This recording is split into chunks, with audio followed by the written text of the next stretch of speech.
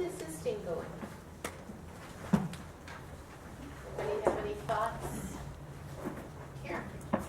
Well, I am learning a lot from assisting. I broke the cardinal rule. It broke my heart. I haven't been able to get over it. What? What are we supposed to look at first to adjust somebody? Feet. And what did I do? Adjusted at our hands. And then you fixed it and I was mortified. But it'll never happen again. So on the positive, I learned from it. So, but it's great. And I also like just being in class now and seeing things. And in my head going, this is how I would fix this. This is what I would do there. This is wrong and this is why. And so every class is an opportunity to learn whether I'm actually assisting or not. Yeah. So I enjoy that. But I love being in the class and everybody seems really receptive to it and they're very kind about it. I think mostly people are being quite nice. Yep. Which is nice. And I think they're grateful for the help. I just want to suggest that I'm really glad you were mortified, because when you're mortified, you remember. However, I didn't even remember that happened, so I hope you didn't feel mortified because of me, because I barely even noticed that happened. No, you looked you made the correction, you smiled at me, I grimaced, and we moved on. And if you had asked me, I have no memory of it. Okay. But whatever imprints, right, for you, when you go, oh gosh, yeah, that's right, then that's good. Yeah, that's good. Mortification, maybe. No lashing when you get home, nothing like that. I tend to be a little hard on myself. Yeah, no. So, that's okay. Well, better that in a way, because we're talking about people's safety in their lives, than, oh well, because that can be a little dangerous to people. Anybody else?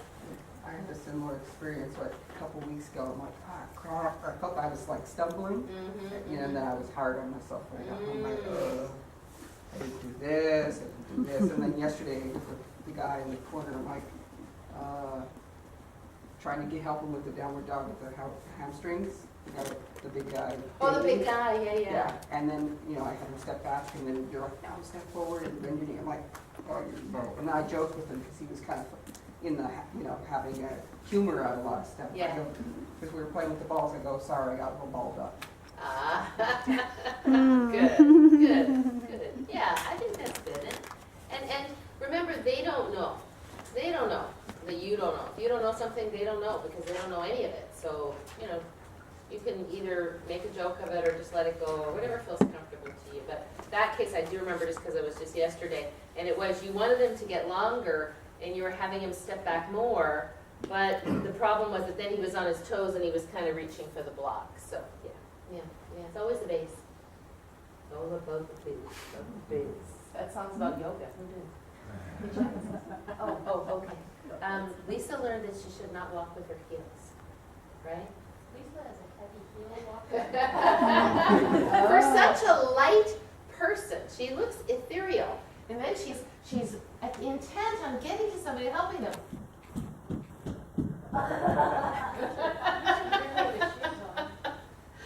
Oh, so cute. And then I broke the cardinal rule in the same class, right?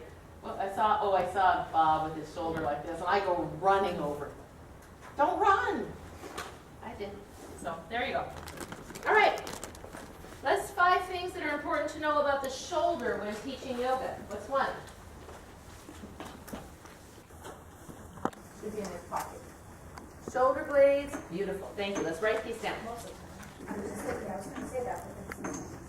Shoulder blades, in general, should be down in their pockets, not elevated.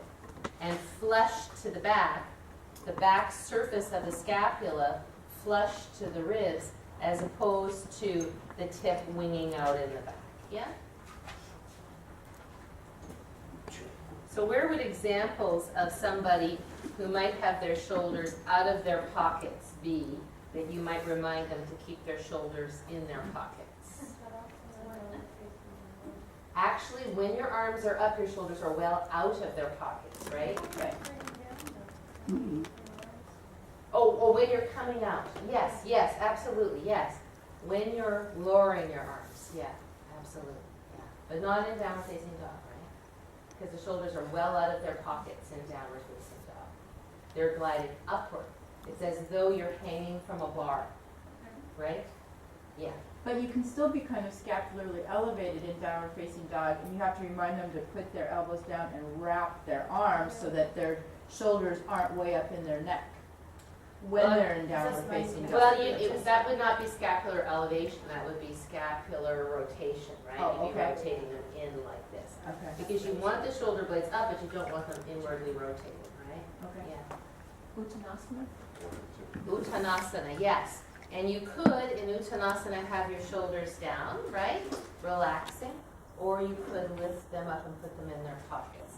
And that would, a lot of it would go to level, right? So in Yoga 1, we're just trying to get people to be comfortable breathing upside down. So for most Yoga 1 people, I'm just happy if that's a relaxation moment. If the shoulders slide down and they're breathing through their nose upside down comfortably, that's good. In Yoga 2, we start teaching them to elevate the scapula when an upside down person, and then in Yoga 3, they know to make the choice appropriate to them. Yes? Good. What else besides pockets? The shoulders back, not forward. I would think that's still in the pockets. That's what would be in the pockets. Freedom before leverage, great one. So an example of that would be, Just on the wall, but harder. Did that make sense? yes, using a wall, using the floor, using another body part, all of those things create leverage, right? So you want to do something to get the joint through its full range of motion before you start leveraging it with something else. Great, what else? GHR, what does GHR stand for? Humeral rhythm. Glenohumeral rhythm, right? And so, where do we have glenohumeral rhythm? Right, when the arms come to the side and up, also.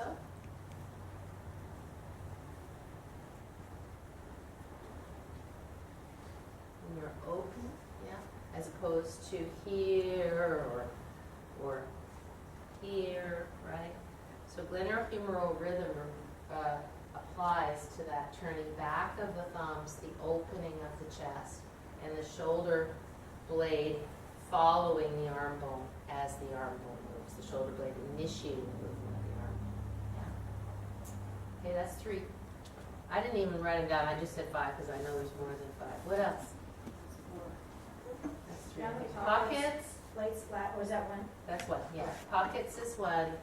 Freedom before leverage is 2. Glenohumeral rhythm is 3. What else do we need to know about shoulders? The movement of the shoulders is restricted by a group of muscles that, if we want the shoulders to move freely, need to be stretched. The with chest muscle. Chest muscles, thank you. So stretching the chest is really important to the shoulders.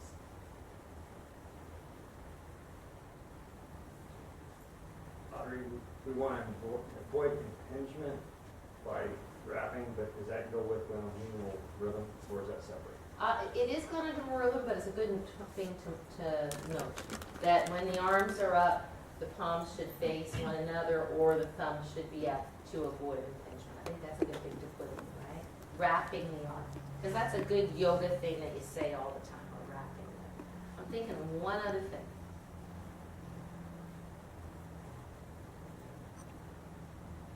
You do the lateral, you use the shoulder not back, I don't know how to say it, but we're not, because I did it takes back like this, not forward, but in the lateral position.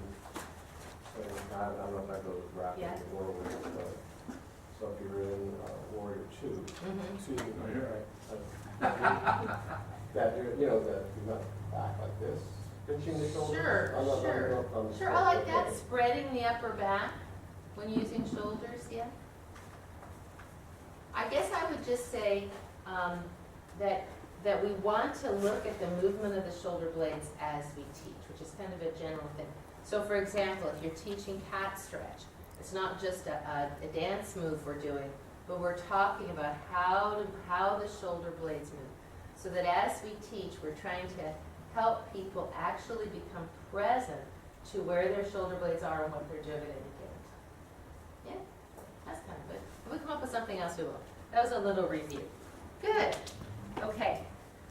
Sun salutations. Anthony, you're not allowed to answer this question. What is the Sanskrit term for sun salutations? Surya Namaskar. So Surya is sun. Sorry, that's the notes I just gave you. What page, I'm sorry, I want to make sure. Page, first page. Oh, So we're answering these questions that are on here. Surya is sun. S-U-R-Y-A. Namaskar. So what does namaskar mean? I salute you. Yeah, sometimes instead of saying namaste, people will say namaskar. Why should we not use sun salutations as a warm-up? Because it takes a lot of use of your hamstrings, and the hamstrings aren't warm yet. So when you're going forward and you're folding, you haven't warmed up your hamstrings. The first thing I would think of is we always warm up with either the mini yoga sequence or, with the blocks and stuff, so. Hamstrings. Hamstrings warmed up. And what else? If you're doing the full with upward facing dog, you need to free the psoas in the front body in order to do it without hurting yourself. Right, and the chest, right? Because if you're doing a sun salutation and you're chaturanga, you're going to pull through to upward facing dog or cobra, and this hasn't been warmed at all. You've just gotten out of the car like this, then for sure that. Now, this is a trick question. I have a question on that. Sis and I attended Ashtanga yoga classes forever. And that was always where we started. Right. Series A, Series B, Series C, or Series, in some order of that, almost. That's the trick. That's the trick part of the question. Yeah. I'll get there. Okay. This is what I'm going to tell you now. So notice how the question was, why not use, I didn't say that. I should have said, why do we not use sun salutations as a warm-up? And that's because mostly our demographic is not so young and flexible, right? That's really why. Sun salutations were created to be a warm-up, but they were created to be a warm-up for people who are already flexible. So for young people who are very flexible, it's just fine. They're not going to have a struggle. But in general, in our classes, even in our power yoga class, we do a little something before we go into sun salutations. It goes to age and level of flexibility, not level of strength, level of flexibility. It's just a safety precaution. What was I going to say? And if the person was super flexible, then you probably wouldn't even warm them up with sun salutations. You'd probably warm them up on the floor. Like dancers will classically start warming up on the floor, so they're locked down. It restricts their range of motion, because if a dancer just jumps up and goes into full forward fold and their sit bones rise up, right, they can tear tendons. Yeah. So we classically lock them down a little bit, let them not just go into their gumbiness so much, so they'll get some body warmth before you go into freedom. In that case, it would be leverage before freedom, right? But that's not us. So in our classes, I like to do a little something before we warm up. And I actually wrote out the power yoga warm-up that I usually do. So that way you have it, yeah? So if you lead power yoga, then you don't even have to think. You can just read this and do it like that. Because it's kind of nice when you do it like when Anthony led the power yoga, both Darcy and I said to him, please do it like we do it. Don't come up with your own thing right away, because everybody in that class wants to know that you know what we do before you start changing it all up. Yeah? Does that make sense? So I wrote that out for you. So for power yoga, you are starting out with half sun salutations. Right, remember? And so, well, yeah, sure, but you wouldn't do that with a class that wasn't a 3 or a 4. Correct. That's what you're saying. Correct, Not absolutely. not even a half salutation. No, I wouldn't. Okay. No, not in a 2. Maybe in a 3. But our 3s tend to be actually 2s who have been practicing longer. we just don't have that many young advanced students, you know, we just don't. And, you know, I'm okay with that, really okay with that, because they're not really fun to teach, in my opinion. Okay, so, what muscles need to be warmed up for sun salutations? Shoulders. Hamstring. Chest, shoulders, what part of the shoulders? When you want to move groovy, get the juices going. It's not anything intense, but you want to make sure you've got the fluids moving around in there. Sure, so give me some muscle names, because you're not gonna do movie groovy, well, you might, you're right. You might do movie groovy if you're gonna teach a sun salutation to Yoga 2. So teaching a sun salutation to Yoga 2 would be a Yoga 2 skill without upward facing dog, right? Teaching a series sun salutation, because some of those people are gonna go to Yoga 3, where we kind of do that already. So we'll work on that a little bit today. But now think about it. If you're going to do an A-series sun salutation, for example, what muscles of the shoulders need to be able to move well? So when you do that, you said the chest, that's good, so chest muscles. What muscles of the shoulders need to be able to move well so that you can create scapular stabilization in the chaturanga? Serratus, and rhomboids, yeah. The rhomboids and the lower trapezius. In other words, that's why when we do the power yoga, that's why we do this before we do that. Because now I'm squeezing, I'm getting some blood flow in here.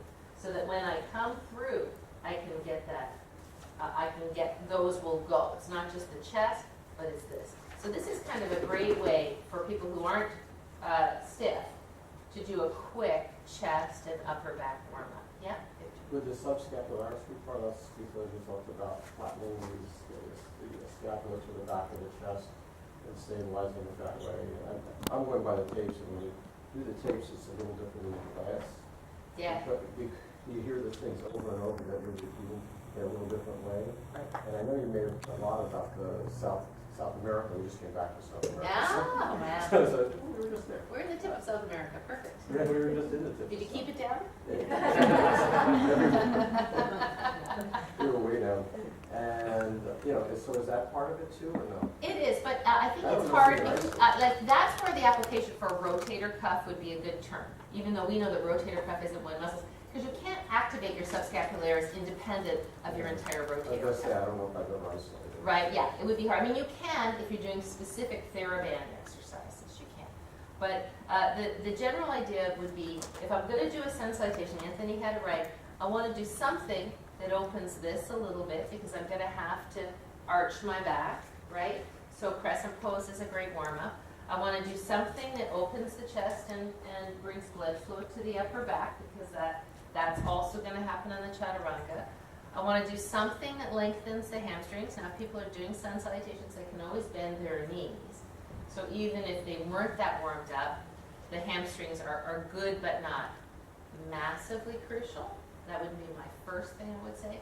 But anytime you're going to do something where you're bearing weight like this, you want to get this stuff a little bit open up before. Does that make sense? Yeah. And that's why we do, so Jeff, for example, this would be the same thing as movie groovy, Ardha Shalabhasana, right? But for a more, whereas in More Yoga study. 2, that would be a big skill, Ardha Shalabhasana. For Yoga 4, that's a warm-up skill that gets this open, that gets this open, so you're ready to go. Does that make sense? Yeah? Okay. So, have you all practiced already? Or no? Somehow. Some have, some have not. Okay. So, I think what I will do, if it's okay with you, is I would like to lead you through the power yoga warm-up for sun salutations yourself. You'll do that. So you'll get nice and warm. And then we're going to start on some back bending stuff, because we want to start looking at Sphinx, Cobra, upward facing dog, all of that stuff. Does that make sense? What I'd like you to do is, on your homework sheet, I put a Yoga 2 warm-up for sun salutations. I'd like you to create with your partner, so it's a dual activity. You're going to come up with one document between the two of you. A Yoga 2 class where you know that you're gonna teach A series sun salutations with the variations that we show for the back bend today. Because in Yoga 2, you might have somebody who could do the sun salutation and learn it, but they can't do any kind of cobra or anything like that. So what do they do, right? And you might have somebody who's ready to go to Yoga 3, and you want them to learn at least a cobra. Usually in Yoga 3, we teach upward facing dog. In Yoga 2, we teach up through cobra. We don't teach upward facing dog in Yoga 2. Does that make sense? You ever been to a Yoga 2 class where we've done upward facing dog? So the idea would be to say, well, okay, I know that my culminating thing that I'm trying to do in this class is I'm trying to teach these Yoga 2 people an A series sun salutations with variations for people who can't do it, and with enough information for the people who can do it to go to Yoga 3. So you have to do some things to warm up for that, or to open the proprioception so that when you get to that, it's there. Do you know what I mean by open the proprioception? Yeah? Okay. Create movement patterning. Okay, that'll be a fun, huh? Look at everybody just jumping up and down. You got a whole month. All right, so let's... Thank you, Dr. Shear. All right, thank you. All right. Let's join our hands and our hearts then. Taking the hips back over the heels. Let's sweep your arms to the side. 3 half sun salutations. Inhale, arms all the way up. Exhale, open the chest, float forward, and hands all the way down to Uttanasana. Hands to shins or fingertips to floor. Inhale. Exhale, fold. With weight to the toes, sweep the arms to the side. Inhale, all the way up, draw the weight back to the heels. And exhale, feel the shoulders release as the chest open, hands back to heart. Twice more like that. Breathing in, sweeping arms open, big breath in. And slow, open the chest, long spine, all the way down. Slowly extend the spine, come halfway up. Exhale, weight to toes as you fold. You might need to bend your knees a little bit. Weight to the toes as you open the arms to the side, all the way up. And exhale, feeling shoulder blades slide down as hands meet the heart. Once more like that on your own breath, please. Listen to the sound of the breath.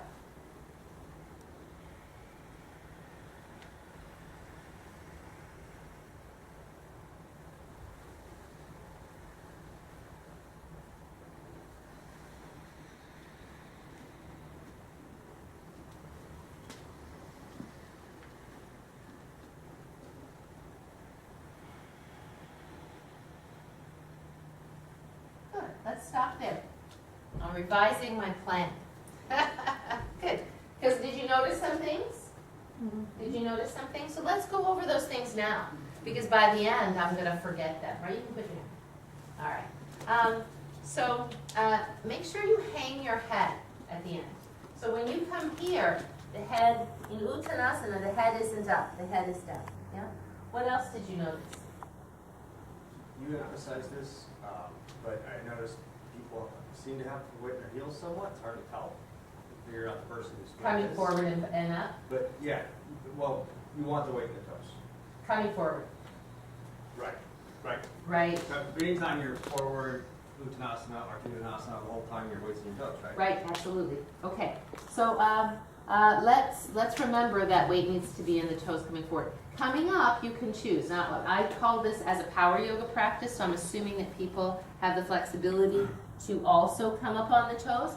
But if that's not you, and it's better for you to bend your knees and put more weight in your heels and come up this way, that's fine. Or somewhere in between, it's fine. But when you're here in forward fold, the weight shouldn't be back here. It should be on the toes. And when you get here, this joint wants to be above this. Correct? Yes? What else did you notice? I'll tell you. I'll just say one more thing. So when you're doing the half sun salutation as an intermediate student, not as a beginner, you can do the back bend, right? We did this back bend. Did we do this? Yeah? Lisa, watch that when you do it, you don't take the ribs forward but leave the pelvis behind, right? If your arms are coming up and you're going to arch your back, you need to allow the pelvis to come forward also. So it's kind of the same body position as Shalabhasana. Does that make sense, everybody? Did you see that also? Yes, another question I had is that, so the bridge is, in yoga one, you don't arch because you're afraid people are gonna push their pelvis forward. Right. And You want to know where yoga neutral two, is. From there on, because you feel they have the base. That'll be yoga 3. Yoga. Yoga 1 and 2, stable, right? Same thing with looking up. I was gonna say what position, that was the third Right, one. right.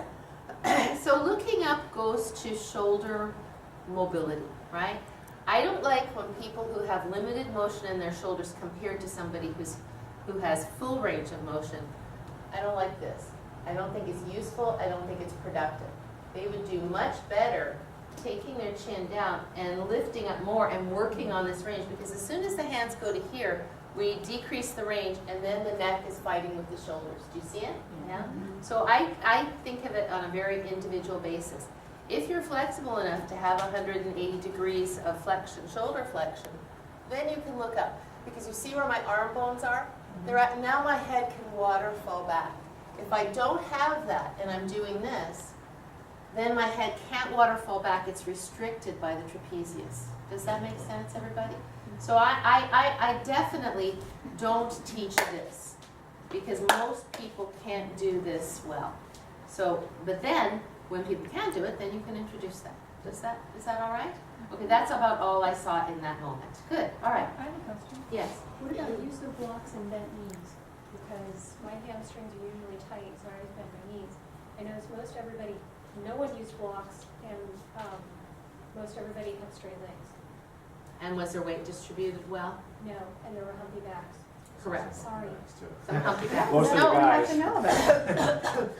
This is a really good point. And this is what Anthony and I were talking about, because we want you to start practicing together and really giving each other honest feedback in a kind way, because now you trust one another, you know one another. This is good, because if you don't say it just because you're trying to be nice, you're not doing that person a service. So, yeah, Brian, you need to bend your knees a little bit more so that you get a little bit more extension in your spine. Yeah, does that make sense? All right, so let's do this. Let's switch it out now, because then it's only fair for everybody to watch everybody. All right. So we'll go from here. Now we're watching. You guys are all lined up. You know, it's like when Anthony was here on Thursday night, and we were doing some, you know, more advanced stuff with Supta Virasana, what I consider more advanced. You know, he goes to Iyengar classes all the time. And I just said, look, if I miss something, tell me. Because I won't be offended, I'll be grateful. Because we're trying to find the best strategies for our students. So that's really all it is. It's really just about sharing information. All right, great. So now you have done 3 half-sun salutations, right? And on the 4th one, remember, we're going to step back to revolved high lunge. So what changes about the 4th one is that you don't fold into Uttanasana and then step back, right? So you folded into Uttanasana, you've come halfway up, sorry. This is the setup to step back, right? This would be an extraneous movement where then you'd have to do that. Does that make sense? So when you come to Ardha Uttanasana, stay there to step back to revolved high lunge. All right, so we have hands at heart center. And sweeping the arms to the side. Inhale, open your chest, grow tall. Exhale, long spine as you flow forward, weight to the toes. And Ardha Uttanasana, come halfway up, inhale. Stay here to exhale. Inhale, step the right leg back to revolved high lunge. Exhale, rotate your belly to the left. Slow breath in.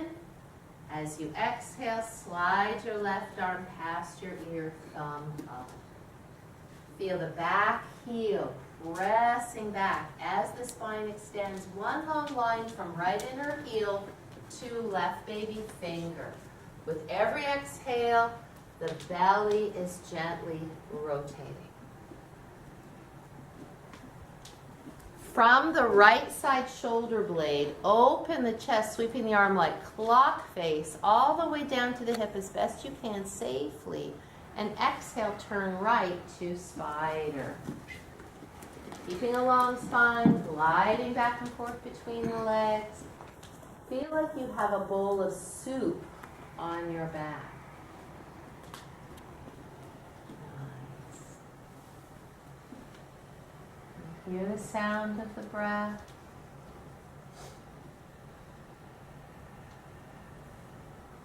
On your next exhale, turn around the right leg, extend the spine, breathe in. And as you exhale, rotate your belly to the right, revolve hind lunge. Finding one long line from baby finger, the lat stretching down the right side arm and side waist, the left shoulder cutting back, and the left thigh pressing up to create stability in the torso. Let's press this up into my hand. There you go. Nice. Now. There. So this has no give. Yeah. Slowly and hang on. This shoulder, bottom shoulder out of your ear, yeah? Slowly and intentionally circle the arm, opening the chest, inhale, exhale, turn left. Narrow your stance slightly. We'll come up and down on the toes into a half squat. Stop right here. So Sissy, do you see how you're really hyperextending your legs in this position? So as you're standing there, go ahead, put your fingers down. Bring your weight more to your toes and soften your knees, right? All right. Let's have fingertips on the floor or on blocks. Come up on your toes. Inhale. And legs 100% straight. No bend at the knees. On exhale, heels down and open the knees toward the baby toes. Here, the knees should be able to be over the center of the feet. So if you're too wide, Lisa, come in a little bit. That's it. Shoulders are higher than hips. Hands down, fingertips to blocks or floor. Inhale, lengthen the spine. Remember, this isn't downward facing dog. You should be able to pick up your fingers at any point and balance. Hands on ankles. That's it. Way up on the toes. Way up high, legs straight. Then hands down, legs straight, Victor. Open the knees, shoulders up, hips come low. Good. Bum down, chest up. Last time, hands down. And pull the spine long. Lift your chest forward, Rob, even more. Beautiful. Find that extension. Good. Legs super straight. Put your fingers on the blocks. That's it. Come up till your legs are straight. There, pull your chest forward, arms straight. There you go. And then heels down, open the knees. This time, let's shift the hips back and reach the arms forward, finding the spine parallel to the floor, opening the knees. Good. Put your head between your arms, Rob. Shift your hips back and higher. There we go. Nice. Jack hips a little higher if you would. And weight more in your heels. That's it. Lisa, hips a little higher. Ribs up. And hands down. Bottoms up, head down. Prasarita Padottanasana. Bring the weight towards your toes so that you can allow the lumbar spine to lengthen. So Sissy, soften your knees. Now drop your spine.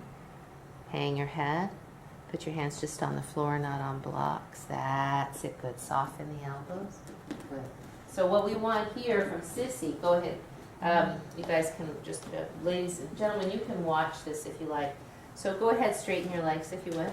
So when she's in this position, and sometimes she will push the hips back even more, you see the strain here and the strain here, yeah? So with weight to toes, now spine hanging, bend the elbows. If you know her and if she's okay with it, especially for women, this is the adjustment. We're going to take the ribs down more. So you're trying to pull this long, and then you can gently lift this up when you're warm. Just a bit. And then you're pulling these down. That's it. So there's that play between the lift of the sit bone and the descent of the rib cage. Does that make sense, everybody? Yeah? Okay, thank you so much, Ben. Yeah, good. So we know now that we need to work on this coming up on toes and squatting thing. Yeah? I have a question. Yeah. If you've got really long legs, no matter how strong you are, flexible you are, if you have really long legs, would it be better to be on a block to be able to keep your back flat? Or what I thought I saw was some rounded back because legs were long? Better to be on a block. Okay. Yeah. If the hamstrings can't get, because the idea here is to be in this position, right? So long back, ooh. I was talking about spider, I'm sorry. Oh, and spider, Sorry, I wasn't spider, clear. My long fault. legs, with long legs. That really depends on flexibility. So you could have a person who's really long-legged, but they could have lots of flexibility and be here. Right. Or you could have a person who's got hamstring tightness and they're long-legged, and they're much better to be up on a block so that they can get this. I was just wondering about Rob in particular because he's got lots of flexibility and strength, but it looked to me like his back was rounded, but I didn't see you correct In him. spider? So I wasn't sure. Yeah, your back was round. It was a little humpy. Yeah, yeah, I yeah. have a question about that, for my Yeah. own practice. I have trouble knowing when my back is rounded and my back's flat. And sometimes when we're practicing together, she says, your back is rounded, and then of course I get husbandly, I said, no, it isn't. It's a reflex. Do you have a mirror, a full-length mirror at home? Yeah. Practice in front of you? So which way should you look? So I would practice to the side if the mirror is And here. videotape. I would practice to the side, but when you have the mirror, then you're right in it. You're here like this, and you see, oh yes, that is definitely a hump. And then you think, what can I do to bring this long, right? Does Yeah. that Is there make sense? another proprioceptive thing that I can figure out? Sometimes I practice with my hand here, to thinking that I can feel it, but then I still get the same comment. in my Well, shoulder. yeah, that's a great question, because I've never lived in that body. So it's hard for me to think of what the cue would be, but what I would think, to me, again, respectfully, is that if you're like this, you would feel that these two are coming toward one another, Okay, right? so that's a clue. And so the instruction is to open the 13 inches. So if you're here like this, and you think, well, is this my 13 inches, or is it about 8? You know? You said that before, so I'm trying to. That might be a good way to do it. Anybody else have any thoughts on how you do it? Yeah, Lisa. So I get a little padding, and if it's touching, I'm like, oh, I gotta straighten. There you go. I was thinking that Sissy could fill a casserole dish, 13-inch casserole dish, halfway full of water, place it on your back, and if it spills, then you know. But see, he would think that his back is like flat as a table while the water's spilling all over, right? Yeah, yes. What I find is, That's all. go ahead and hump your back, and if you find that you really can't do it too much more, you're already humped. Ah, So hump it's your like- back more on purpose and then draw out of And the then try to hump. draw, you're going, oh, okay, so just try to flex it both ways, and then you can try to figure out where you are. I like that too. I guess one thought that I have is you're like this and you go, oh, okay. Oh, that's super humped. Oh, no, that's not humped. Now that's straight, right? So again, I would go to, do I have as much space here when I'm leaning forward as I would when Well, I'm I think standing about up? sometimes extending through my head as much as I can, even though, so now I don't go down far anymore. I don't feel like I go down just like I used to, like this, Right. and someone wouldn't say anything. Right. I'm like up here, but I'm up here too much, and maybe I'm not getting anything out of it. No, you'll get plenty out of it. And this feels to me like it's straight, is it? You were Yeah. straight. Pretty good. You know, when we were honestly, doing this. Victor, for all the yoga that you two have practiced in your life, you both have short hamstrings. And that's not because and for that much yoga, your hamstrings should be longer. I don't think it's congenital. I think it's because all the time you've been practicing all these forward bends, you've been pelvically posterior rotated. Right. So you were never getting the kind of length that you could get. Right. So I think you're getting a lot out of it just by coming higher and doing this. And I don't know, I think the combination, it's not like you have to become that much more flexible hamstring-wise, but I think the combination of that proprioceptive practice and maybe some foam rolling before you do this. You know, do it in front of the mirror so you see where it is.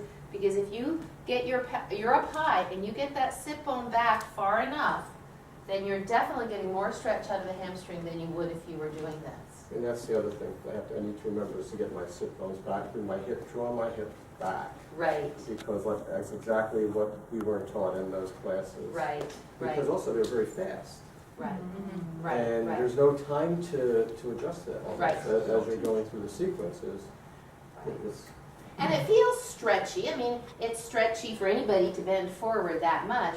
But where is it stretching? Is it ever getting to the belly? No. well, those were the And that's- ahas when we started coming here. So, oh my God, what have we not picked up in all those years? No. Okay, but you know. Anyway, because it's good to see the different bodies and what they do. Because we're just representatives of other I people. was gonna say, I'm sensitive to that because you've worked with me on that, and when you talk about proprioception, I try to memorize, when you make a correction, it's hard, but you try to memorize it at Sure. that moment. Now, are you going to sync it on purpose, or are you going to do it the way you I'm gonna do it the way I do. do it the way you think is right?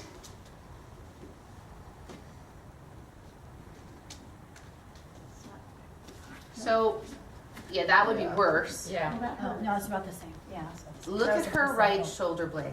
It's Yeah, perfect when you totally. have somebody who doesn't have any excess adipose tissue because you can see what their bones are doing. What is her scapula doing right now, her right scapula? It's winging. It's not stabilized, right? And so by the fact that that scapula is winging, right, it's not because the scapula is doing something, it's because the body is sinking underneath the scapula. You see what I'm saying? So when let's watch the shoulder blade change. When she lifts up, oh, now the scapula is more stable already. Yeah, just from that. Sink that hip if you would. Watch the scapula start to bulge out more. Yeah, right? Oh, nice. Thank you so much. see South America. Yeah. You okay? Oh, fine. No, So, we do the other side. no, stay there for a sec. So I don't like that flat hand, personally. I think flat hands encourage sinking. Unless you can't stay there for very long.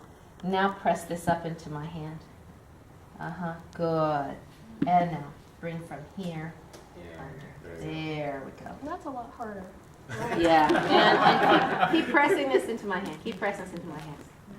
Yeah, and then the fist is good. There you go. Nice. So for her, she's going to get a lot more stability. You can even shorten up a bit. See how her knee is not at her ankle? She's going to get a lot more stability here. Good. Now take your right arm and match it to your left. Take your right, leave your left arm where it was. Go back to pose. Now take your right arm and match it to your left. Yeah, now lift up. No, stay there, but get that hip up. Do you see where I'm going with that? For stability. Right, Okay, so right. very nice. So if we're in an optimal pose, at least for a second, we should be able to take their hand off and not sink. Do you know what I'm saying? So thank you so much. If you're here and you're revolved and you're stable, you can take this hand up and nothing changes, right?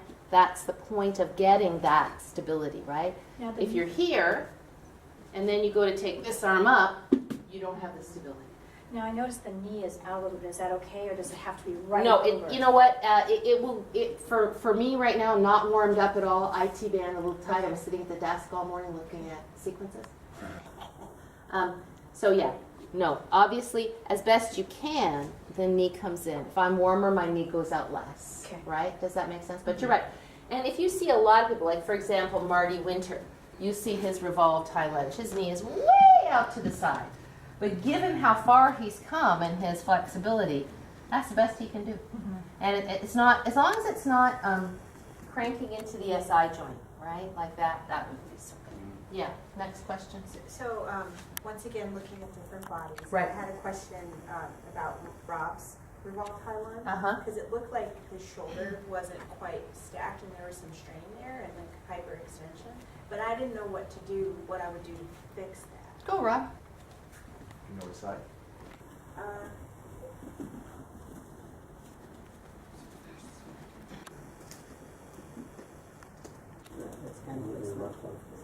Yeah, it's hand placement. You're right. So what happens if you turn your thumb toward Anthony? Yeah. And maybe a little less. Yeah, there you go. Now cut the shoulder down. Yeah, this scapula down. Yeah, does that make sense? Feels awkward, but Yeah. Well, you don't. Come on up for a second. we saw when you came in that your rotation started at your shoulders. We saw this shoulder turn you. Yeah, it wasn't massive like that, but you weren't scapular stabilized because this is a post, right? And so if you have any kind of a post, another thing you might say is in any pose, besides the fact you might take the hand up, you might take a foot up, right? Maybe. So you still need that post to be stable. You might, if you were here, do something where I don't know, I'm just making it up. But you want the scapula to be down in any kind of weight bearing, not up. Does that make sense? Was that your point? All right, real good. Good eye. I noticed when the first time Lisa was doing it, her arm was really far from her foot. Does that cause your leg to sink more? It seemed like when she moved it in the second time, she didn't sink as much. You mean at distance out in No, front? from here. She was this way. This way. Yeah. Yeah. Yeah, absolutely. And a lot of people will do that. In fact, they'll place their block over here, and then it becomes Martha-Graham, right? So that's why we try to encourage 3 lanes of traffic. Yes? All right, good. That was good. Nice. Next Question group. about spider? Yes. Okay, I'm not picking Bring on it you, on. baby. I thought so we were supposed to try to get this knee over our ankle, and her knee was going past her ankle. And I was, I mean, it was, so I was kind of like, wow, But her black how's was she flat. able to do that? Your See, back that was would be flat. good. That would be good to look at when you're working with your partners, is to notice those things. Yeah. So is that just an expression of her extreme flexibility? Do you want me to do it? Yeah, sure. Okay. Let me come Spider. here. Okay. Please notice that my hips fall. Look at that beautiful flat back. Did her back stay flat? It's now doing some interesting things. Don't say we stop. Stay there. Okay. There we go. Yeah, it's different, right? It's not horrible, but it has an effect, and I'll explain in a minute. I think other than that, it looks good. Yeah, see that? Good. Okay, that was nice.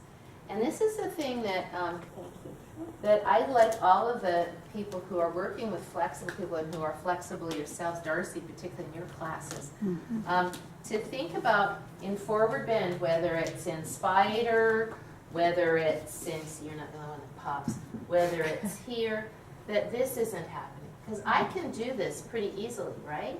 Look at the difference between this. This is my rim of my pelvis just laying onto the thigh bone, and this, right? Now I have joint space here. When I'm here in spider, I could easily, my back is flat, right? Actually, you're arched. Okay, all right, good. So, No, she's So is it nutation that you're doing? right. Oh, yeah, I'm Okay, sorry. exactly. Okay. I'm pelvically Yeah. dunked here. Yes, right? yes, So yes, I'm sorry. grinding on these sockets. So it's for my practice, and we just had the girl with the sore back yesterday. Yoga 2 student who very enthusiastic, lovely. She says, like, I got back pain right across here since I started doing yoga, right? And she's short, quite flexible, hamstrings quite flexible, and has quite a bit of girth around here, right? So every time she comes forward, and she doesn't really know belly very well yet, so she's doing this, right? Every time she's here, we actually took her lower and let her round her back because she's flexible enough that here, she was doing this. This weight is pulling on here. And if that's pulling on there going that way, what's happening here? All of these are shortening, right? So we actually had her, because she had a sore back, round like this, and just do her hamstring stretch like this. Why is that not terrible? Because her hamstrings are already flexible. It's not going to hurt her to come out of it a little bit. And I told her that I thought that it would be really useful for her at home to be doing some of the core strengthening exercises. Just this one, this contraction of pelvic floor and lower belly, and this one. And then I'll one day after class, I'll stop, talk to her, and we'll add this right?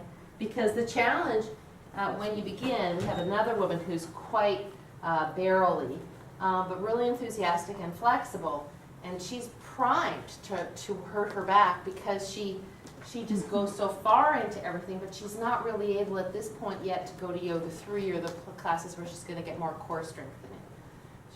It's hard to always fit it in Yoga 2, but it made me think I got to do a little bit more in Yoga 2 in terms of trying to help people find this so they don't sink. Yeah? Could you, for my sake, maybe everyone else got missed it too, on Warrior 3, where the hip was supposed to be, because that's another issue that I have, trying to balance, but it's supposed to be open, right? No. Yeah. T-pose. But not ground in, not, I call this T-pose instead of Warrior 3 now because I'm trying to just make it, so that's where I'm confused. is it relatively You straight? don't want to. I might not have been demonstrating very well, so. You're Exactly. Okay, so something like this. Why? What was your question now? What is it supposed Where to do? you had the hip going both up and down, and then you move to that's it. Right, this not good, That's not good. right? You can see why, right? Okay, right, okay. And that's what you want. Right, Okay. right. And why? Because every time you nutate like this, it's L4, L5, S1, right? That's one reason. And the other reason is it impinges the hip flexor, right? That's what I thought you said, but then I Decreases got joint space. confused when you went to this. Thank you. Okay, yeah, sure. All right. I have a question on when you were doing up on toes and down, you had some lift their bottom up and then, you know, their bottom lower than when they come down on their. Oh, maybe we should do that, Why yeah. is, Yeah, what's the difference between when they're, like, why would their bottom down be? sure. Yeah, it's a great question. And it's been interesting to see the evolution of people kind of finding this. I had no idea that they were doing it in different ways. So in my own practice, I will often do this on blocks because I'm really looking to get as much lift and I'm trying to strengthen my inner gastroc. When you stand up on your toes with your weight to the big toe side of the foot like that, you really strengthen this. Most of us are stronger on the outer gastroc than the inner gastroc. So coming up like this, that's where I'm focusing. I'm focusing on strengthening here. I see a lot of people doing stuff like this, and I don't know, I never did it like that. I don't know, maybe somebody teaches it like that. Because that's just a wide downward facing dog. The idea is to stretch the hamstrings and strengthen the hamstrings because you're holding the weight of the torso, wherever it is. It doesn't matter how low or how high your torso is. It's that these two sticks standing on toes with calf muscles contracting to hold you are maintaining the tilt of the pelvis. Does that make sense? Yeah? That's this part. Now the next part, you know, I explain it like this. It's like if you're going to a porta potty and you don't want to sit on it, right? Because it's kind of disgusting. So you sit like this. You keep your shoulders up and your butt down, right? If you go like this and you're a girl, pee will run down your legs. So that's not a good idea. So you have to keep your shoulders up. The other difference here is that when you sit like this, you use more glutes. As soon as you go like this, you use more quads, right? So that's why this is much easier than this. This also requires nutation of pelvis, right? So why don't we try that, yeah? Come on, we'll try it. And the toes forward on this one. That's it, good, Sorry. Now, see, okay, hold on a second. So, just come on. Look at Jeff. For me, he's sitting in his groin. I'd like to see this lifted off a lot more. Now it becomes, do you see that difference? Now it becomes more hip, more glute, yeah? Is it a strength? See, I feel the stretch more deeper, and that's kind of what I was going for, but the point of it is more to strengthen, more like a chair pose. Well, not necessarily. I think it could be for you, it's more stretchy. Depends on your body. For me, because I'm flexible, I don't feel very much stretch. I feel more strength to maintain it. So this is more what you're looking for, like. Actually, I like your hips a little higher and your weight back more. Yeah. Darcy always says you should be able to lift up your toes. There you go. Yeah, in the That's advance, nice. yeah. Now, Yeah. just for Yeah. fun, do the same No, thing, you're right. but lay forward with your chest. See how much easier that is? Then you've got this bone laying on here. You got some good firing going on in here. And now reach your arms straight forward and pull back your hips. And hips up higher than your knees a little bit. Now reach forward. That's it. So now you get more strengthening of hips when you reach forward, right? So then you can put your hands So I think what Tara's saying, what I'm starting to see for some reason lately is people coming down lower with the hips, almost like they're going into a full squat. which is okay. I mean, if you're doing that, I mean, you could do, Right, but they're not, but, you could yeah. do squat here because then you're creating compression. That's for sure, no doubt. And then you could turn, because this is ballet second position, and I'm not sure this is so useful, right? I like this a lot better because you get gluteus medius. When the heels turn out like this, you just don't get that as well, right? Because you're opening the knees, you get gluteus medius. Right. So you could do that, but in general, when I made this up, I made it up like this, not like, what? A little lower. Oh. This is what I'm seeing people do like this, bum up, shoulders down.